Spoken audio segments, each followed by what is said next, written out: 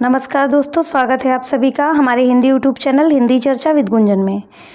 दोस्तों आज हम हिंदी विषय की श्रृंखला के अंतर्गत आज हम बिहार बोर्ड में चलने वाली पुस्तक किसलय जो कक्षा 8 में चलती है उस पुस्तक का एक पाठ देखेंगे और उस पाठ से संबंधित उस पाठ के अंतर्गत क्या है उसे जानेंगे, समझेंगे। साथ ही साथ उससे संबंधित कौन कौन से प्रश्न हैं जो आपके एग्ज़ाम के लिए बीपीएससी टीचर्स भर्ती के लिए ज़रूरी है या फिर कक्षा 8 के छात्र छात्राओं के लिए बहुत ज़रूरी है या फिर अन्य किसी प्रकार की हिंदी साहित्य से संबंधित यदि आप लोग परीक्षा दे रहे हैं TGT, PGT, UGC net, JRF की, DSSB की, उन सभी के लिए भी यह महत्वपूर्ण हो सकता है।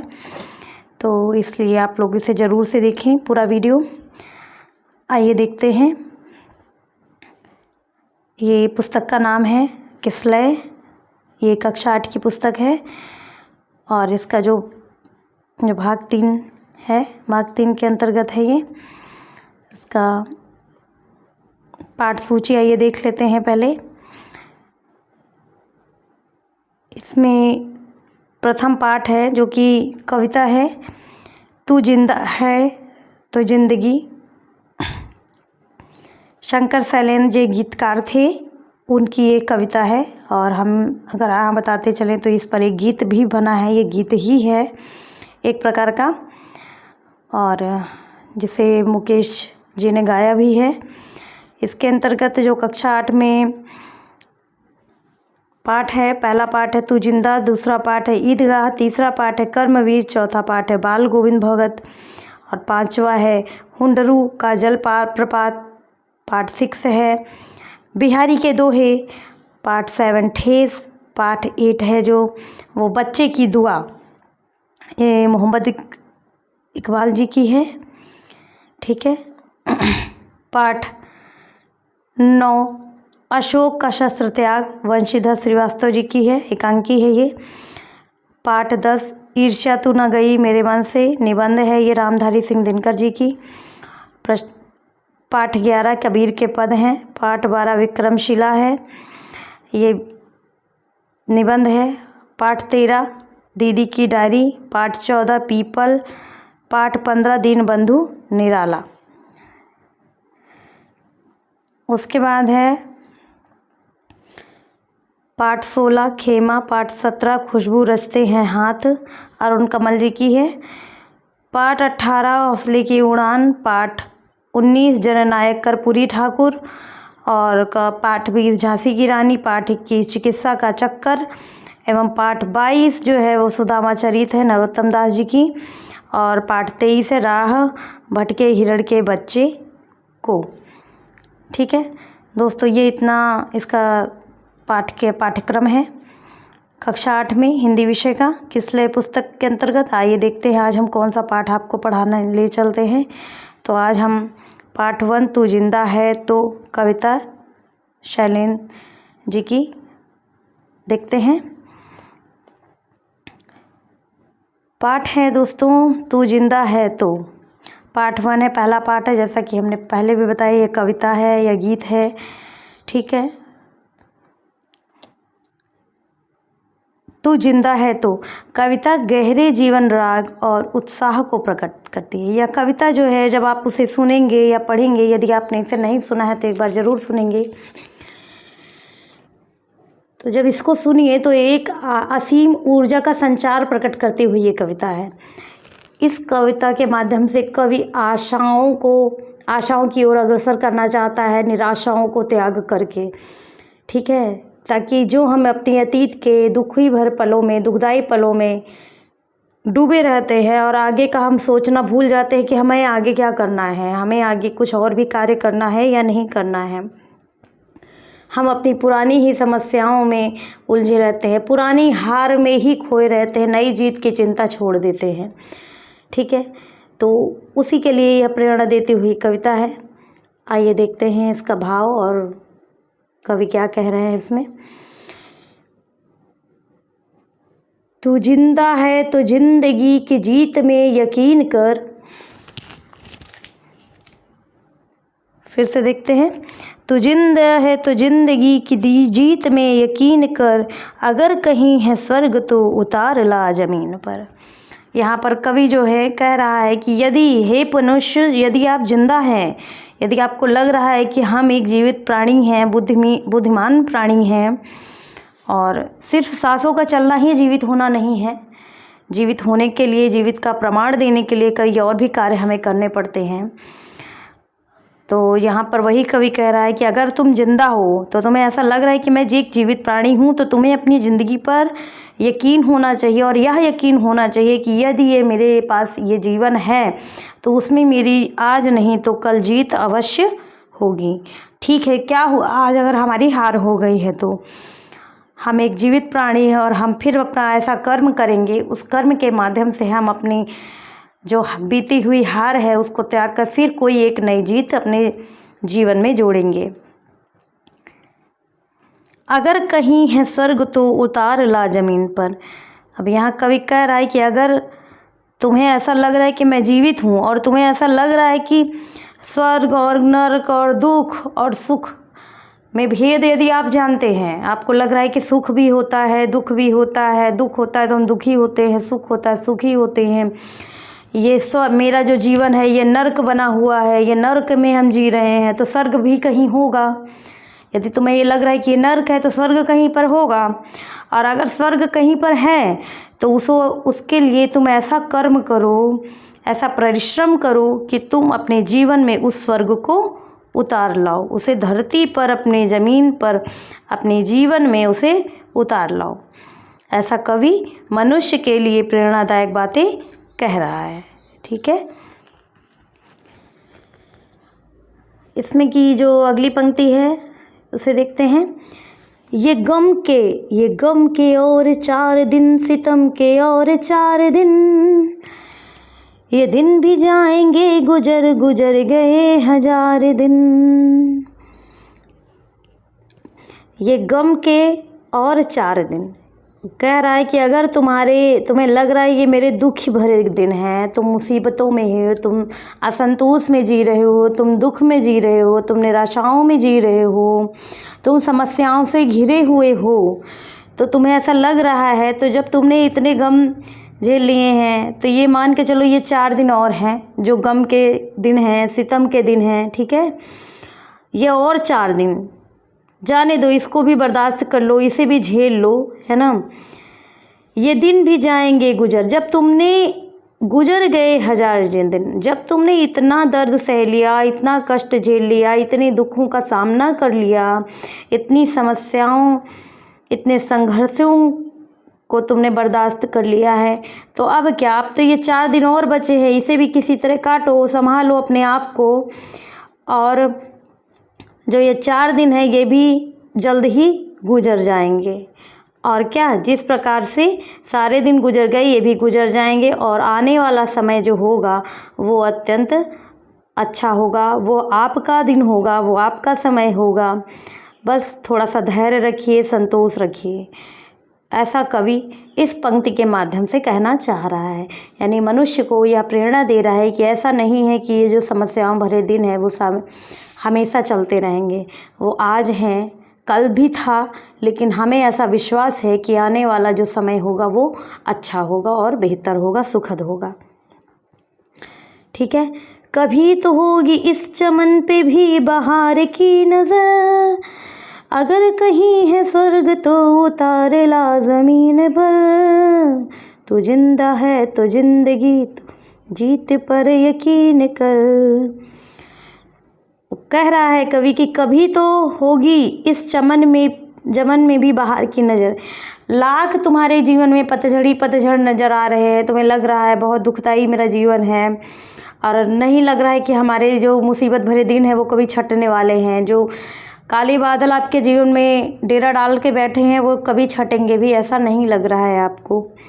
लेकिन ऐसा नहीं है, एक उम्मीद भी कोई चीज़ होती है, इस उम्मीद के सहारे भी एक जीवन आपको भरोसे अपने आप को दिलाओ, ये दिलाओ कि आज इस चमन में, आज आपके जीवन स्वर्ग रूप जो आपका जीवन रूपी उपवन है उसमें भले ही आज पतझड़ है, लेकिन कोई न कोई दिन बहार की यानी बसंत की नज़र तुम्हारे इस जीवन में और जीवन रूपी वाटिका में ज़रूर पड़ेगी। और जब वो पड़ेगी तो बाहर ही बाहर फिर नज़र आ जाएगा, आपके जीवन में बाहर ही बाहर हो जाएगी। इसलिए हे मनुष्य, ये सिर्फ सोचने से नहीं ना हो जाएगा। हे मनुष्य, इसे आप कर्म के द्वारा प्रयास करते रहिए। आप लगातार प्रयास कर रहे हैं, आपको लग रहा है कि नहीं हमारे जीवन में सिर्फ संघर्ष ही लिखा है, तो ठीक है, आज संघर्ष है, कल संघर्ष था, लेकिन यदि आप प्रयासरत रहते हैं तो एक समय आएगा कि संघर्ष खत्म होगा और आपके जीवन में भी अच्छा दिन ज़रूर आएगा, सुखद पल भी ज़रूर आएगा। लेकिन आप उसके लिए प्रयासरत रहें, कर्म करते रहें। यदि आपको लगता है कि मैं जीवित हूँ, मेरे पास भी जिंदा होने का सबूत है, मैं भी कोई कर्म कर सकता हूँ, कोई कार्य कर सकता हूँ, या फिर मैं भी जैसे बाकी लोग सुखों के भागी हैं, मैं भी सुख का भागी बनना चाहता हूँ, सुख चाहता हूँ, तो उसके लिए आप कर्म करते रहें निरंतर। यदि ऐसा कभी यहाँ पर कह रहा है, ठीक है। अगर इतना क्लियर है आप लोगों को तो आप कमेंट बॉक्स में ज़रूर बताइएगा दोस्तों। अगला प्रश्न अगला इसका पंक्ति देखते हैं। सुबह और शाम के रंगे हुए गगन को चूम कर तो सुन जमीन गा रही है कब से झूम झूम कर। तू आ मेरा सिंगार कर, तू आ मुझे हसीन कर, अगर कहीं है स्वर्ग तो उतार ला जमीन पर। तू जिंदा है तो जिंदगी तो जीत पर यकीन कर। कवि कहता है, सुबह और शाम के रंगे हुए गगन को चूम कर सुन जमीन गा रही है कब से झूम झूम कर। जब सुबह होती है तो भी जो है आसमान लाल हो जाता है, और सांझ जब होती है तो भी आसमान लाल हो जाता है। धरती को यह पता है कि ये सुबह है और यह शाम है, लेकिन वो कोई भेद नहीं करती सुबह और शाम में। वो उस लाल रंग को ही अपना मानती है, उस सुखद लाल रंग को अपना मानती है और झूमती है। वो कहीं भी भेद नहीं करती। आकाश को चूमने का प्रयास वह सुबह भी करती है, आकाश को चूमने का प्रयास वो शाम भी करती है। भले सुबह जो है सुखद होती है और शाम जो है दुखद होती है, लेकिन धरती जब कोई भेद नहीं कर रही है तो तुम कैसे भेद मान करके बैठे हुए हो। और वो धरती तुम्हें कब से ये झूम झूम कर ये बातें बता रही है कि सुनो, अभी जो सुबह का समय है ये भी आप उत्सव की तरह जियो, और जो शाम का समय यानी जो दुख का समय है उसमें भी बहुत निराश होने की आपको आवश्यकता नहीं है, क्योंकि आपको इतना सोच लेना चाहिए कि अभी शाम हुई है तो कल फिर सुबह ज़रूर होगी। इस निश्चिंतता के साथ आप अपने जीवन को जीने का प्रयास करें।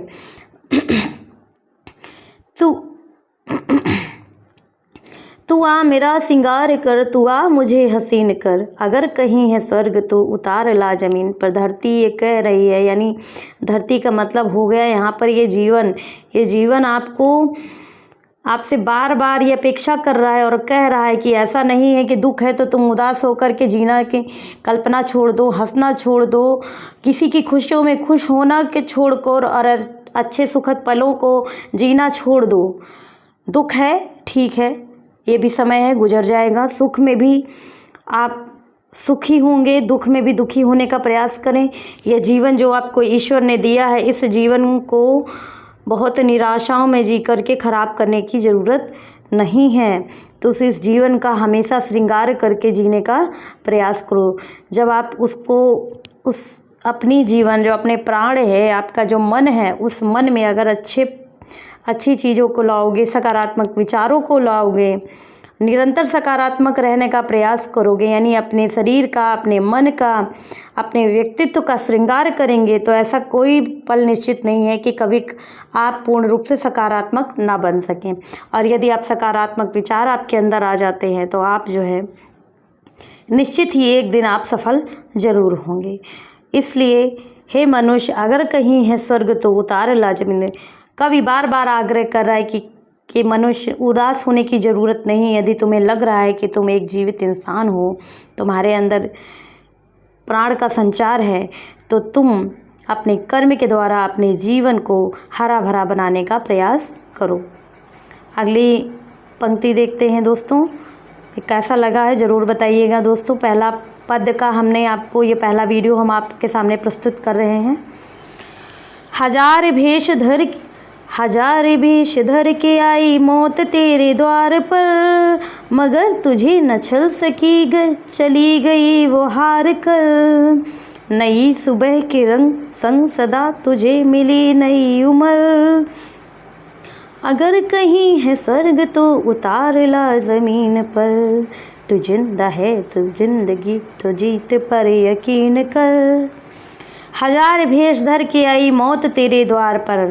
हो सकता है तुम अपने जीवन में इतने संघर्ष को जिए हो, इतनी कठिनाइयों का सामना किया हो कि तुम्हें लगा हो कि इससे अच्छा तो मृत्यु होती, या फिर इससे अच्छा कि कई बार ऐसे संकटों से आप बच करके निकले हो, आपको लगा हो कि ये तो मेरा जो जीवन है ये मृत्यु के समान जीवन हो गया है, ऐसा लग रहा है कि अब मेरे जीवन में कुछ बचा ही नहीं है। इतनी निराशाओं में आप घिरे हुए हैं, आपको कुछ सकारात्मक नहीं लग रहा है, कुछ उजाला नहीं नज़र आ रहा है।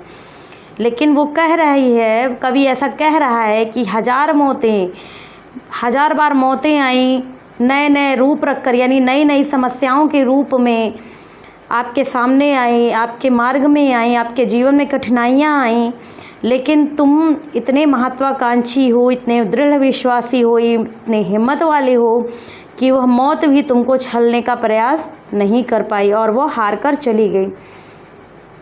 जब पहले से इतनी कठिनाइयाँ आपके जीवन में आई और वो चली गईं और आपका बाल बाका नहीं कर पाई, आप इतने हिम्मती विश्वासी बन कर के रहे हैं, तो फिर आपको अब निराश होने की ज़रूरत नहीं है। ठीक है, अब आपको निराश होने की ज़रूरत नहीं है। ऐसा कवि कह रहा है कि यदि तुमने पहले भी इतनी कठिनाइयों का सामना कर लिया है तो अब 2-4 कठिनाइयों के लिए परेशान मत हो, क्योंकि जो तुम्हें पहले नहीं छल पाया, जो कठिनाइयाँ पहले तुम्हें कमज़ोर नहीं बन पाई, जो समस्याएं पहले तुम्हें निराश नहीं कर पाई, जो दिक्कतें आपको हरा नहीं पाई अब तक, तो वो अब आपको क्यों हरा पाएंगी।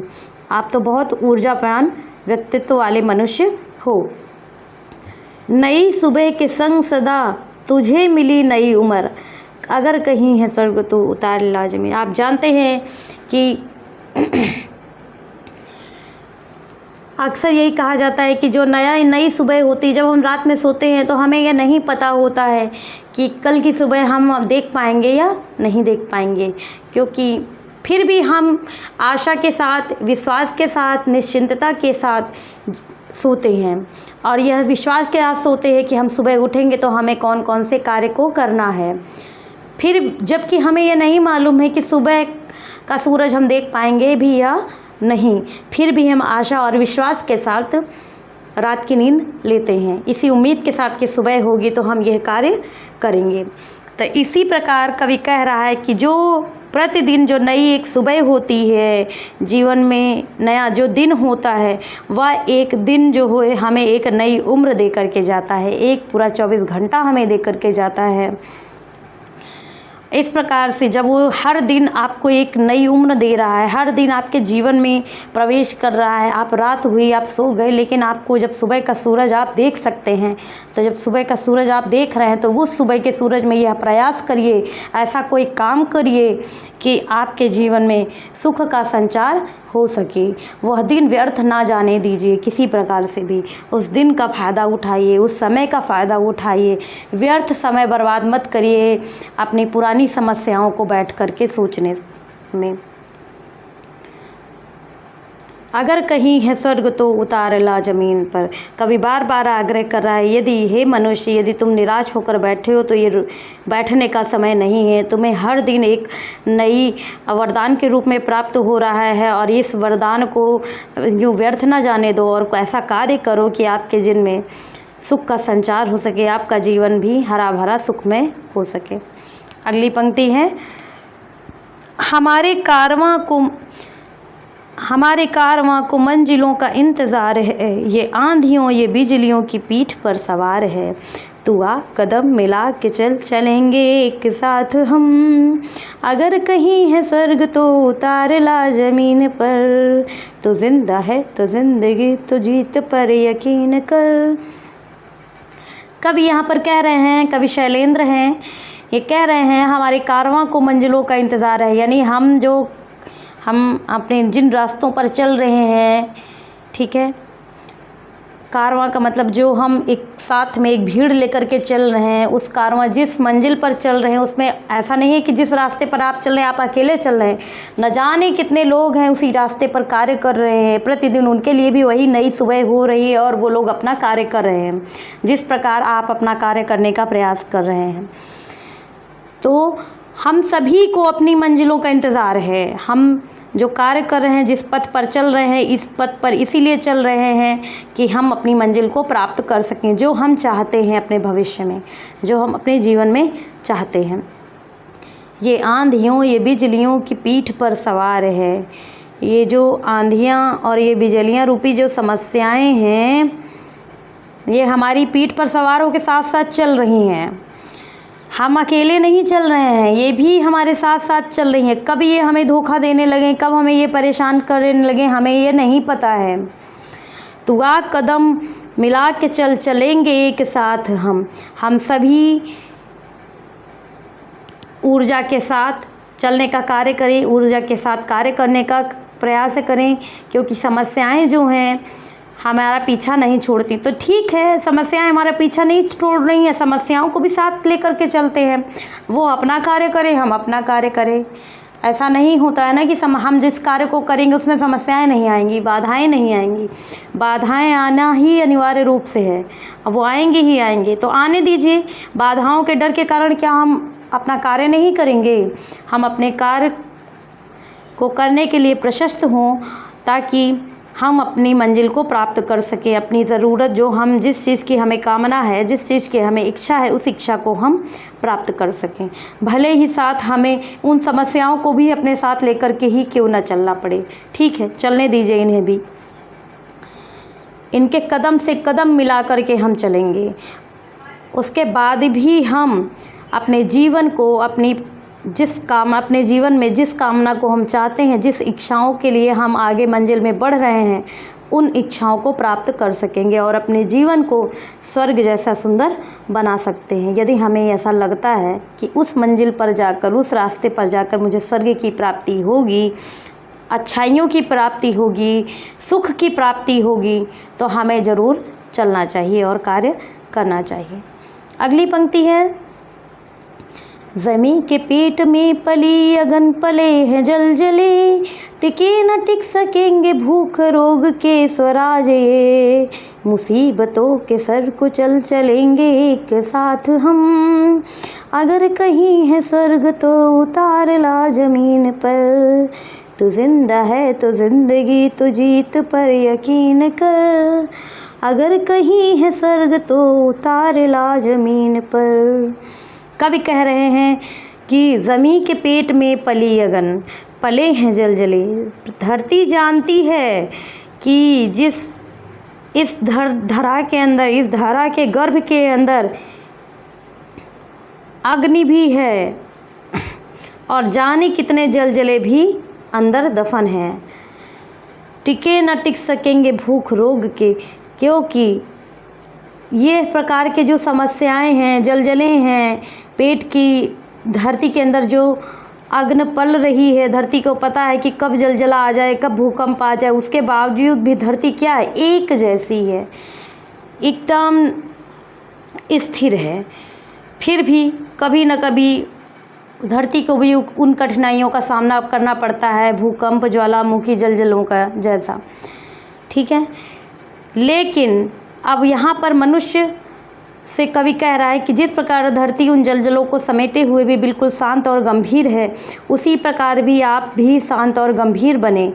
क्योंकि जैसे यदि ये भूख जैसे रोग है, ये जो भूख की समस्या है, पेट की समस्या है या अन्य कोई समस्या है, इन सबों का जो स्वराज है ये जल्दी से आपके आगे टिक नहीं पाएगा, क्योंकि आप कर्मशील व्यक्ति हैं। आप ऐसे मनुष्य हैं जो हिम्मती हैं।